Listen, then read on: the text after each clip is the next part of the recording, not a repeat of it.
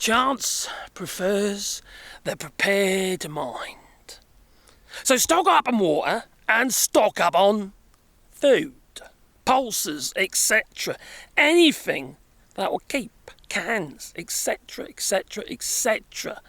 I cannot emphasise this enough. And if you don't need it, well, it doesn't matter. You can just eat it and drink it, because you're going to be buying it anyway at some point. But if you haven't got it, you and your family are going to end up going hungry. Because there'll be people out there with guns, ping-pings and that, and they are going to get it before you. Okay? You need to be thinking about your choices and your education. Foraging, for instance. Understanding what you can eat and what you can't eat. I actually believe it is going to get that bad in the United States of America. Seriously bad. Everything is pointing to it now. I'm not saying it's going to be tomorrow or the next day and what have you. It might not even be this year, it might be next year, it might be the year after. But it is coming. And I, for one, am deeply, deeply concerned. Now, I live in the country, yes. As you can see, that's the country. And I live in France, not the United States. We are not under a tyrannical rule. No. And you're heading full on for that. A totalitarian, authoritarian regime. Headed by the Orange von Schützenpanzer. Now, is this all hyperbole? I don't think so. I really don't. Now, I'm a bit of a survivalist anyway, I'll eat any fucking thing, me. As long as it's edible, that is. You need to know that. That's why I say you need to learn about foraging. It's really important. Maybe I should do some videos on that. That'd be pretty cool. Especially coming to the autumn with the mushrooms and stuff. Now, one of the reasons I'm making this video is because of something that has just happened, which is going to affect logistics, which will affect the supply chains of foodstuffs coming and moving around the United States.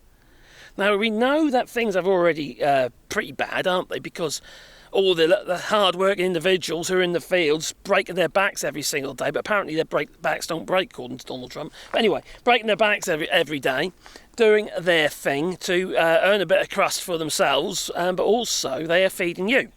But they've been frightened away. They're not turning up for work, and the food is rotting in the fields. That is what's happening, which is basically instructed the farmers for next year not to sow. And some farmers, they might be sowing something, but they will not be sowing as much as they did this year. They cannot afford the losses. They can't afford the losses. You're talking about huge amounts of money. Grain's not cheap. Fertilisers ain't cheap. Right across, everything's expensive. They can't afford to do it. So they won't plant. They'll sit on they'll wait it out, which means there'll be shortages, which means a lot of stuff's going to have to be imported. And then you got that with the Donald Trump's wonderful tariffs, going to make everybody amazingly rich. Stupid of you to believe that one. Anyway, now, what I'm talking about in this video is the fact that Donald Trump has decided to freeze the truckers' visas for foreign truckers. And this is via Marco Rubio. And, he's literally going to halt workers' visas. Now, that might sound silly. Oh, well, what affect us? The Canadians, or specifically aimed at Canadians and Mexicans, right? And, it's basically they want to get their visas to haul goods into the United States. And what is Mexico hauling into the United States? Food! Food!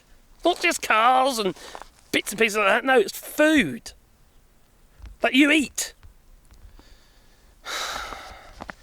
And what's happening? There's a retaliation. There is a retaliation as a result. Canada, for instance, if I look here, the CTA, which is the Canadian Truckers Association, in Canada, they are calling upon the government to do the same against US drivers. Now, why did Marco Rubio decide to halt these visas for foreign drivers. He did say selective, but you know what that means to them. Not to mean the whole bloody lot, don't they? Now, it's because of an accident that happened and some people got killed, right? Which, to be fair, that is a response. But it's a bit, instead of dealing with the problem, they actually just that's an excuse, you know, to allow less people into the United States. These are drivers; they won't go home again, right? It's just so stupid. So there's a geezer, I remember his name now. Where is it again? Oh, I did write it down. Harlinger Sen, this Indian chappie, and he performed an illegal U-turn, and 4 people died because they all crashed into him. Basically, being an idiot, you know. And Marco Rubio has responded with this halting of the visas. But that's just going to mean that you're not going to get your food. Because they ain't just taking it over the border, are they? They're taking it to the distribution centre, which could be in the middle of the bloody country somewhere. There's foodstuffs. This is madness. This is absolute madness. Now, obviously the CTA has skin in the game, don't they? Because, you know, the Trucks Association, because obviously the truckers all pay fees and what have you to the association, who are members, and they've got to do what they can, like a union, I suppose. So they have to do what they can to protect or provide backing for these truckers, you know, Canadian truckers. But the same thing is happening in Mexico as well. This is going to cause a retaliatory response. It feels to me that everything has to be all loggerheads all the time. Loggerheads. All the blooming time. If it isn't the tariffs on products coming across the border, it's now people again regarding lorry drivers, who we need, and who the United States citizens need, and Canadians and, you know, Mexicans, and that's what you need. This is just madness. Now, the biggest problem you've got with truckers coming from abroad isn't just because they're coming from Canada or from Mexico, or whether they are US American citizens who happen to be lorry drivers. No, alcohol. The amount of drivers I've seen, even here in Europe, who are drinking spirits while they're driving. I mean, it beggars belief, it really does. And I know for a fact, obviously, it's going on in the United States. It's a lonely job, being a lorry driver. It's an anti-social job. Many of these people don't have families, because you can't really have a proper family if you're travelling across the fucking country days in on days out. You can't go and pick your kids out of school, you're not there. You know? Unless you're a local delivery driver or something like that. But these people, they have pretty horrible lives, really. You know, in some ways, a bit of a cowboy, yeah, like a road cowboy. They're like the modern day cowboys, aren't they? You think of, it sounds quite romantic, being a lorry driver, but it is a lonely job. Now, I can't remember the name of the channel, but I've been watching a few of his videos recently. He calls himself a bit of a redneck and whatever, he's a lorry driver. He makes a few videos, so just ad hoc videos, a bit like me, really. He makes them in his cab of his lorry. He's a lorry driver. He's very good. I can't remember. Maybe someone can enlighten me in the comments down below. I'm not an avid watcher of his videos. Is it Enemy Within or something? Something like that. Anyway, stuff like that. Anyway, I'm sure somebody knows, because I'm fairly confident they've been watching his videos, especially Canadians and that as well. He's an American citizen, but he's been having a bit of interest with Canada. It's a bit like me, really. I'm a British citizen living in France, and I seem to have been drawing it through Canadians, which I love. Don't get me wrong, absolutely love it. I love this idea that we can communicate across the waters. You know, I think it's fantastic, and it affects us all. You know, anyone's saying what's going on in the United States, I don't affect you, you're living in France, it does affect us. It affects us all. It affects politics across the world, geopolitics. It affects absolutely everything. If the United States sneezes, we all catch a cold. What do you think is in the news every bloody minute? It's because it affects every bloody person, not just you. So we're all talking about it. And I think we have to. We have to try and make sense of it.